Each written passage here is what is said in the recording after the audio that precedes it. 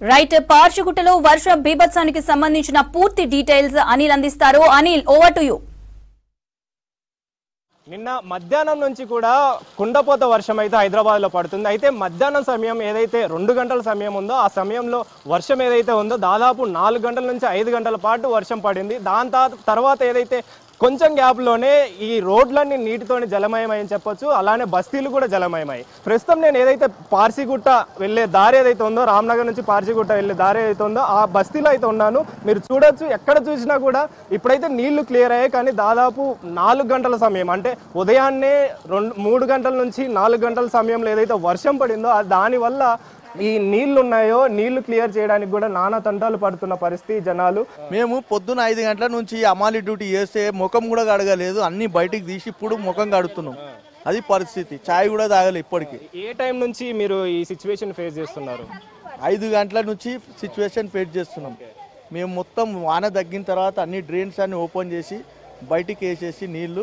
అమ్మ, మీరు చెప్పండి, అసలు ఎలాంటి ఇబ్బందులు పడ్డారు? అంటే వరద నీరు మీ ఇంట్లోకి ఏ విధంగా వచ్చిందని చెప్పండి. చూడు నాన్న, మేము ఈ ఇల్లు కొనుక్కొని 50 సంవత్సరాలు అవుతుంది. ఇంట్లోకి వరద నీరు ఎంతవరకు చేరిందమ్మా? అంటే మోకాల్లోకి వచ్చిందా? అసలు మీరు ఎలాంటి ఇబ్బందులు పడ్డారు? ఇంత మంటి వచ్చింది ఈ రోజు.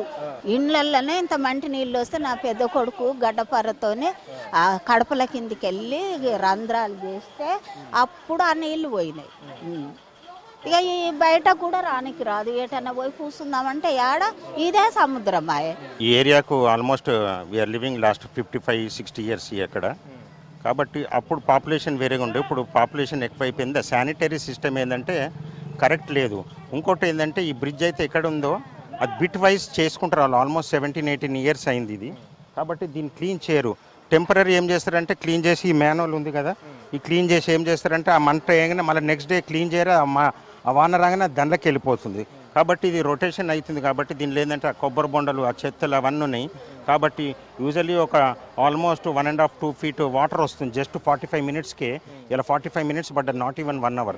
కాబట్టి అది ఆ గాంధీ హాస్పిటల్ నుంచి డిఫరెంట్ కాంట్రాక్టర్స్ ఉంటారు కాబట్టి బిట్ వైజ్ కూలగొట్టుకుంటా కట్టాలి. ఏదైతే గాంధీ నుంచి వచ్చే వరద నీరు ఏదైతే ఉందో దీనికి కనెక్ట్ చేయడం వల్ల ఈ వరద అయితే ఎక్కువగా వస్తుందని చెప్పేసి చెప్తున్నారు. బస్తీలో ఉన్నామో ఈ కారు ఏదైతే మన కారు కనిపిస్తుందో ఈ కార్ని చూసుకుంటే మాత్రం వరద నీటిలో దాదాపు 1 kilometer మేర వరద నీటిలో కొట్టుకొని వచ్చి ఇక్కడైతే ఆగిందని చెప్పొచ్చు. మనం చూసుకోవచ్చు, ఈ వరద నీటిలో కొట్టుకొని రావడం వల్ల ఏదైతే బ్యాక్ బంపర్ ఏరియా ఉందో ఆ బంపర్ ఏరియా మొత్తం డ్యామేజ్ అయిందని కూడా చెప్పొచ్చు. కెమెరా పర్సన్ సీనుతో అనిల్, V6 News, హైదరాబాద్.